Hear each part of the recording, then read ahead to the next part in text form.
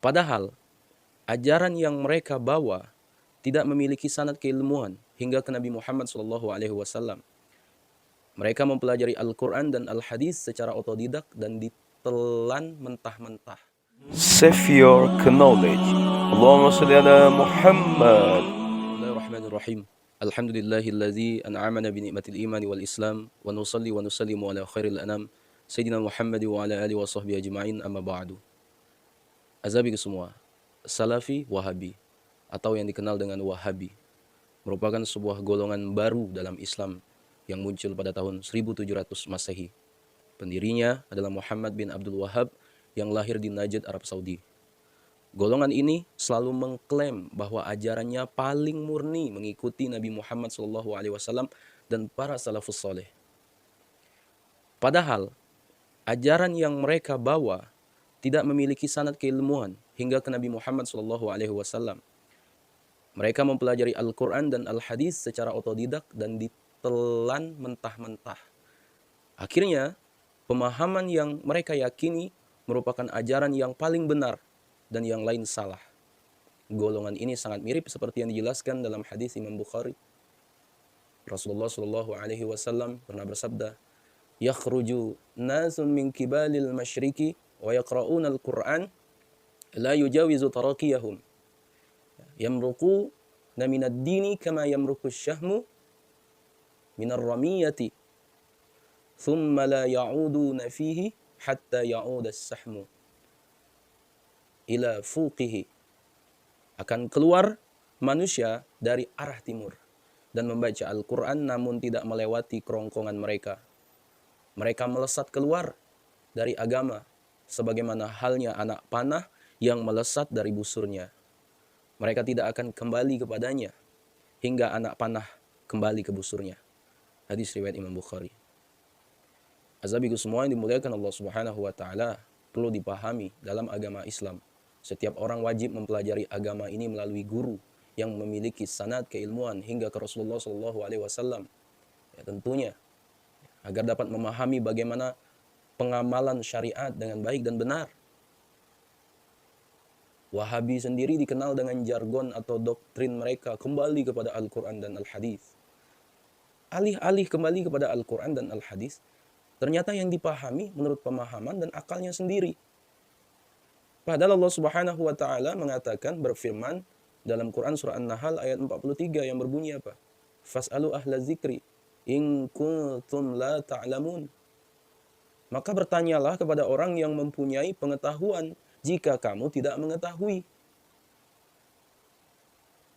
Asabiku semua, di samping itu Imam Al-Ghazali juga menyampaikan bahwa seorang murid membutuhkan seorang guru dan ustaz yang benar-benar diikuti secara pasti dalam menunjukkan jalan kebenaran, atau secara istilah guru yang berkompeten. Ya. Imam Al-Ghazali berkata, "Al-muridu yahtaju ila syadidi wa ustazi yaqtadi bihi la mahalata liyuhdihi ila sawa'is sabili. Fa inna sabila ad-dini ghamidun wa subul asy-syaitan kathiratu zahiratun faman lam yakul lahu syaikhun yahdihi qadahu asy-syaitanu ila turuqihi la mahalata." Murid membutuhkan guru dan ustaz yang diikuti secara pasti agar mereka menunjukkannya ke jalan yang lurus. Karena jalan agama itu tersembunyi. Sedangkan jalan-jalan syaitan banyak dan nampak. Barang siapa yang tidak mempunyai guru yang memberi petunjuk, maka setan pasti menuntunnya ke jalannya. Asabiku semua, Sayyidina Ali bin Abi Thalib radhiyallahu anhu karamallahu wajhah menggubah sebuah syair mengenai syarat-syarat dalam mencari ilmu, di mana petunjuk dari guru merupakan salah satunya. Ala la tanalul ilma illa bi sittati sa'ambiyaka an majmu'iha bi bayani zakain wa hirsi wa istibari wa bulghati wa irsyadi ustazi wa tuli zamani. Ingatlah, kamu tidak akan memperoleh ilmu kecuali dengan 6 hal. Aku akan mengabarkannya kepadamu dari himpunannya dengan penjelasan, ya, yaitu kecerdasan, semangat, sabar, biaya, petunjuk guru, dan masa yang panjang. Jadi kesimpulannya ashabiku semua, carilah guru yang benar-benar berkompeten di bidangnya. Tentunya yang memiliki sanad keilmuan hingga ke Rasulullah Shallallahu Alaihi Wasallam. Ya, ashabiku semua, dalam menyebarkan ajarannya, kelompok Wahabi memang benar-benar memiliki kreativitas, kecerdasan dan siasat yang baik. Jadi jangan heran jika kelompoknya semakin hari bertambah banyak. Ya, sebab metode mereka dalam menyebarkan ajarannya sangat benar-benar membuat orang awam nih dapat terdoktrin mengikuti ajarannya. Ya. Ashabiku semua, ada beberapa yang akan kami paparkan metode atau cara-cara Wahabi dalam menyebarkan ajarannya berdasarkan fakta di lapangan, dan tentunya ya pengalaman dari Al-Fakir sendiri yang pernah terdoktrin ajaran Wahabi. Ya. Yang pertama tuh internet. Internet itu merupakan salah satu cara paling efektif bagi kelompok mereka dalam menyebarkan ajarannya. Kenapa? Sebab banyak orang-orang awam, terutama kalangan anak muda yang tidak mengerti agama ini mencari dalil, ya, tata cara mengamalkan syariat seperti sholat dan lain-lain sekarang melalui internet semua. Sehingga ketika mereka mencari informasi yang dibutuhkan, situs Wahabi yang mereka klik dan kunjungi. Ya kan? Jika dilihat dari kualitas situs yang dimiliki Wahabi, contohnya seperti muslim.or.id, ternyata memang situs ini fokus membahas mengenai syariat. Ya, tanya jawab dan seputar fikih kehidupan, ya, tim SEO, Engine Optimization, ya, mereka juga benar-benar fokus membuat artikel berdasarkan penelusuran kata kunci terbanyak di Google, atau yang dikenal dunia blogger, yaitu high competition keyword. Akhirnya mereka membuat artikel berdasarkan risetnya tersebut, lalu mengoptimasinya dengan backlink yang banyak, backlink yang banyak. Jadi jangan heran jika artikel-artikel yang dimiliki oleh situs Wahabi rata-rata menempati posisi 1 di pencarian Google. Dan sebab itu banyak situs Wahabi selalu bertenggeng di posisi pertama atau minimal pack 1 di SERP, Search Engine Result Pack, ya, seperti muslim.or.id, Firanda, Ar-Rahmah, dan lain-lain. Ya. Jika Al-Fakir coba bandingkan nih dengan situs NU, maka situs Wahabi ini lebih banyak dikunjungi oleh orang-orang awam. Padahal jika dilihat dari kualitas situsnya, NU memiliki kualitas yang baik dari performa website dan backlinknya. Namun sayangnya untuk masalah high competition keyword, penelusuran kata kunci terbanyak di Google, itu situs Wahabi lebih unggul. Karena situs seperti nu.or.id itu lebih banyak diisi oleh pemberitaan organisasi miliknya. Jadi jangan heran ya jika banyak orang awam terhadap agama ini terdoktrin oleh ajaran Wahabi dan menjadi sebuah rekomendasi atau referensi setiap mereka belajar ilmu agama. Sebab situs mereka selalu bertengking di posisi teratas di mesin pencarian. Ya. Kemudian yang kedua, media sosial, konten dan kreativitas. Ya. Media sosial saat ini menjadi salah satu platform yang paling banyak diminati oleh setiap orang. Dari Facebook, Instagram, YouTube, dan TikTok memiliki pengguna paling banyak di dunia. Disinilah Wahabi melihat media sosial sebagai target dan market besar untuk menyebarkan pemahamannya. Ya, mereka menyebarkan pemahamannya dengan cara mendesain flyer, ya, membuat video berdurasi pendek dan panjang dengan editing visual yang bagus serta profesional.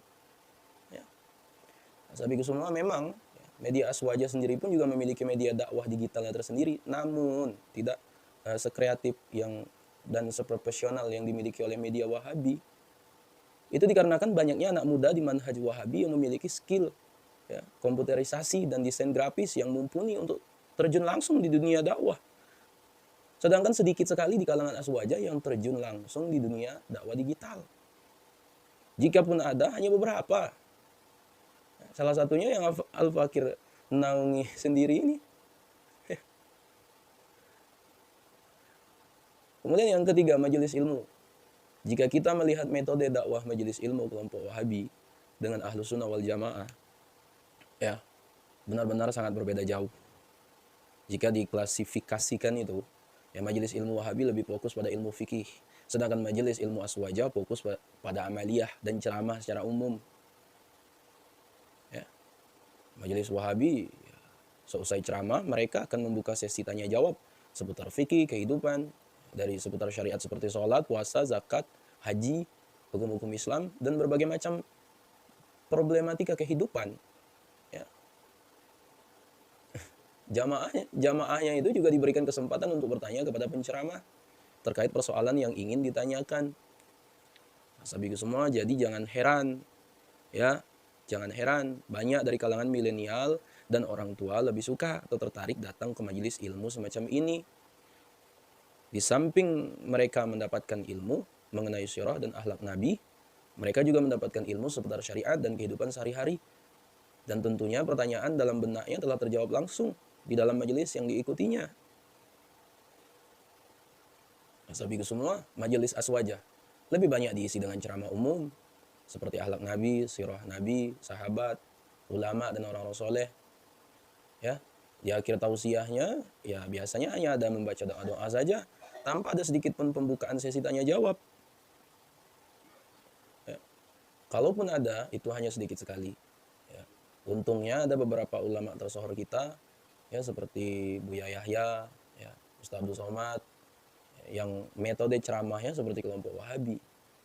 Akhirnya alhamdulillah banyak orang awam yang mengikuti manhaj aswaja dengan ceramah-ceramah yang disampaikannya. Ya. Majelis ilmu seperti majelis Rasulullah, Nur Mustafa, dan majelis para habaib lainnya, memang tidak seperti majelis taklim atau ilmu aswaja pada umumnya. Ya. Konsep dakwahnya yaitu diawali dengan pembacaan maulid dan sholawat, pengamalan syariat, lalu pembahasan kitab, atau hadis atau fikih.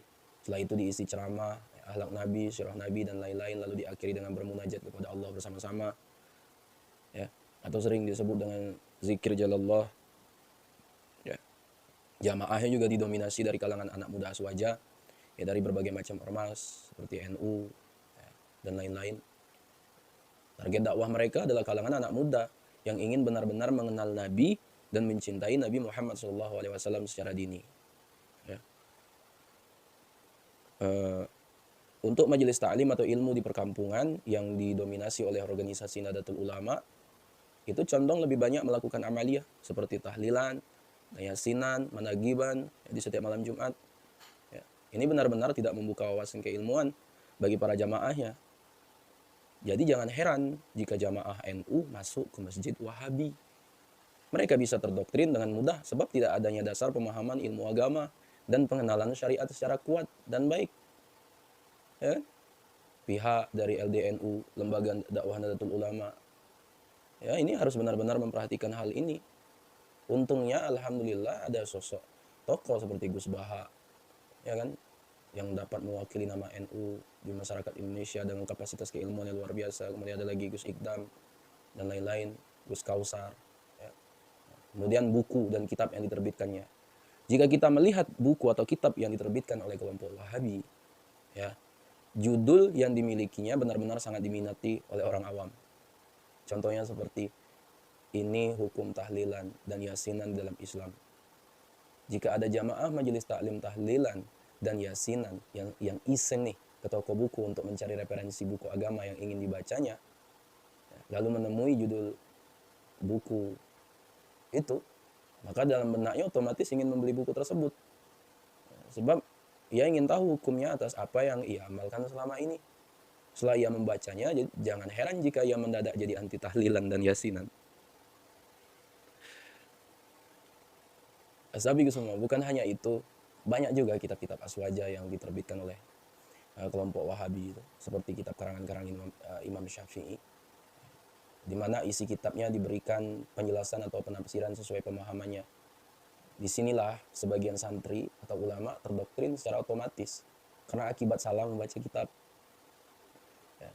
Sebelum membeli kitab, seharusnya mereka, para santri atau ulama, mesti melihat siapa penulis dan penerbit bukunya. Kemudian yang kelima, Rumah Tahfiz atau MTA, Majelis Tafsir Al-Quran. Nah, Rumah Tahfiz atau Majelis Tafsir Al-Quran sejenisnya saat ini didominasi dari kalangan Wahabi. Target mereka adalah anak kecil dan kalangan anak muda yang ingin menjadi seorang apa? Hafizul Quran, penghafal Al-Quran. Ya kan?